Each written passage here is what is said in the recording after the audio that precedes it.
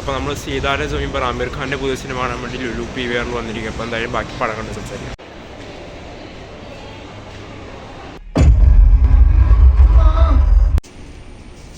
അങ്ങനെ സീതാരെ സമീപം എന്ന് പറഞ്ഞ പടം കണ്ടിരിക്കുകയാണ്. ഡയറക്റ്റഡ് ബൈ പ്രസന്ന എന്ന് പറഞ്ഞ ആളാണ്. ബേസിക്കലി ഈ സിനിമ ഇസ് ബേസ്ഡ് ഓൺ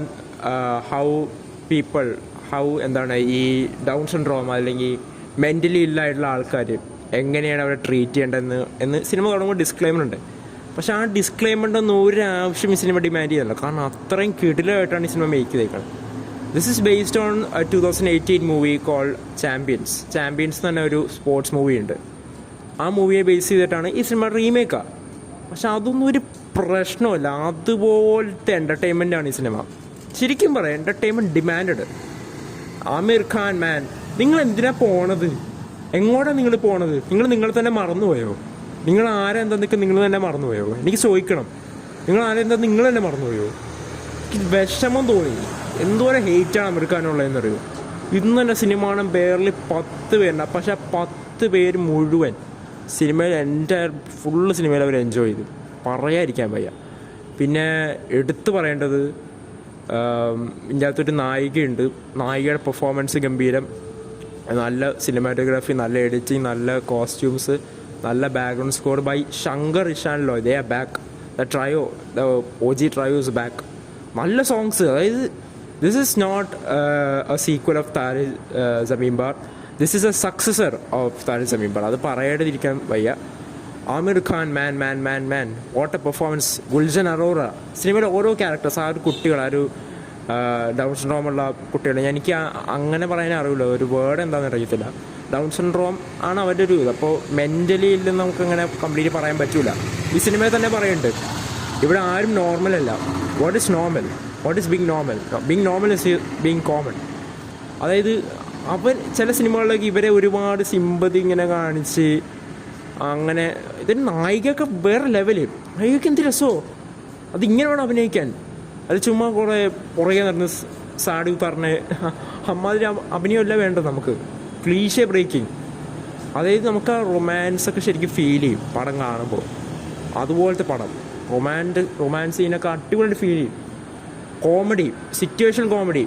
അത് ക്യാരക്ടർ എന്ന് പറഞ്ഞു കഴിഞ്ഞാൽ ആദ്യം നമ്മൾ സാധാരണ ചിന്തിക്കുന്ന പോലെ ഈ ഇത്തരം ഡിസബിലിറ്റിയുള്ള ആൾക്കാർ പ്രാന്തന്മാരെന്ന് വിളിക്കുന്ന ഒരു കാലമാണ് ഇവിടെ ഉള്ളത്.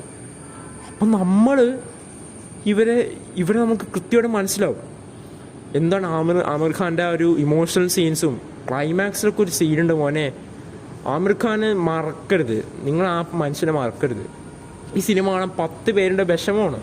എനിക്ക് തോന്നുന്നു ഈ സിനിമ മൗത്ത് പബ്ലിസിറ്റിയിലൂടെ വരും ദിവസങ്ങൾ, എനിക്കൊന്നും സിനിമ പ്രൊമോട്ട് ചെയ്യാത്തതുകൊണ്ടാണ്, വേണ്ട വിധം പ്രൊമോഷൻ ചെയ്യാത്തതുകൊണ്ടാണെന്ന് അറിയത്തില്ല, മൗത്ത് പബ്ലിസിറ്റിയിലൂടെ വരും ദിവസങ്ങളിൽ ഈ സിനിമ ഹിറ്റാവും. നോർത്ത് ഇന്ത്യയിലേക്ക് എന്തായാലും ഈ പടം ഓടും. നോർത്ത് ഇന്ത്യ വേറെ ലെവലായിട്ട് ഈ പടം ഓടും, പറയേണ്ട ആവശ്യമില്ല.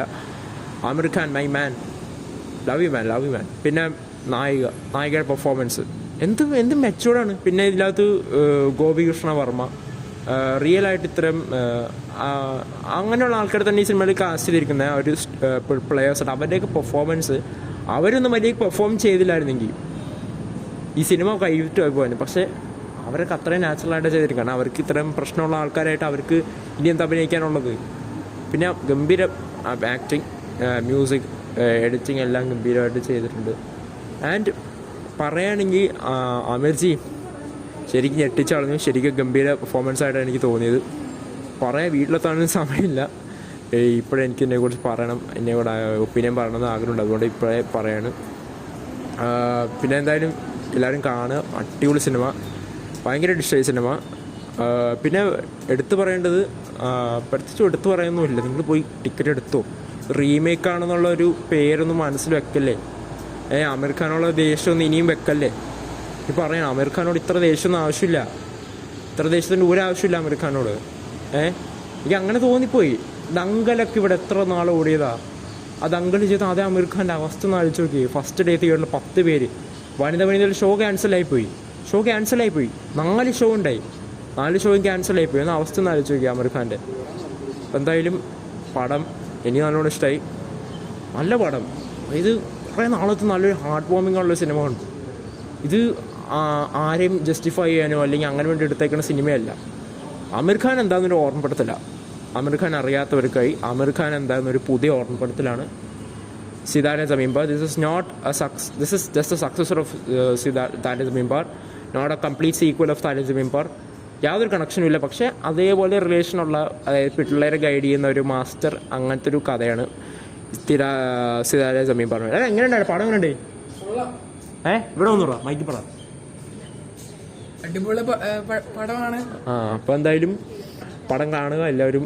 ആമിർ ഖാനെ മിസ് ചെയ്യുന്നവരുണ്ടെങ്കിൽ പഴയ പെർഫോമർ നിങ്ങൾക്ക് കാണാം. ലാസ്റ്റത്തെ ഒരു സീനുണ്ട് മോനെ, ഞാൻ ശരിക്കും കരയാൻ പോയതാണ്. പക്ഷെ ഞാനങ്ങ് ഭയങ്കര കൺട്രോളായിട്ടുള്ള ആളായതുകൊണ്ട് എനിക്ക് അതൊന്നും യാതൊരു പ്രശ്നമില്ല. അപ്പോൾ കൈ കഴക്കണം, ഞാൻ നിർത്തുകയാണ്. ഞാൻ ഇനി അധികം പറയാനൊന്നുമില്ല, പ്രത്യേകിച്ച് ഒന്നും പറയാനൊന്നും തോന്നല്ല. പ്രത്യേകിച്ച് അങ്ങനെ വലിയ സംഭവമായിട്ട് പറയേണ്ട, അല്ലെങ്കിൽ ഇതൊക്കെ നമ്മളെല്ലാവരും കാണുകയാണ്. അപ്പോൾ എന്തായാലും പോയി കാണുക, എക്സ്പീരിയൻസ് ചെയ്യുക. നിങ്ങൾക്ക് ഇഷ്ടപ്പെടുന്നു എക്സ്പെക്ട് ചെയ്യുന്നു. അപ്പോൾ എന്തായാലും അടുത്തൊരു വീഡിയോ വരുന്നതായിരിക്കും. ബൈ. അപ്പോൾ പടം കണ്ടിട്ടുണ്ടെങ്കിൽ താഴെ കമൻറ്റ്. പടം കണ്ടിട്ടുള്ള മാത്രം ചുമ്മാ ഹെയ്റ്റ് വെച്ചിട്ട് മറ്റേ ബൈ ടീംസ് ഒന്നും വന്ന് കമൻറ്റ് ചെയ്യല്ലേ. നിങ്ങൾക്ക് ഇഷ്ടപ്പെട്ടെങ്കിൽ ജെന്യുവനായിട്ട് പറയാം. നിങ്ങൾ ഈ സിനിമ ഇഷ്ടപ്പെടില്ല ഞാൻ പറയും നിങ്ങൾ മനുഷ്യന്മാരില്ലെന്ന് പറയും.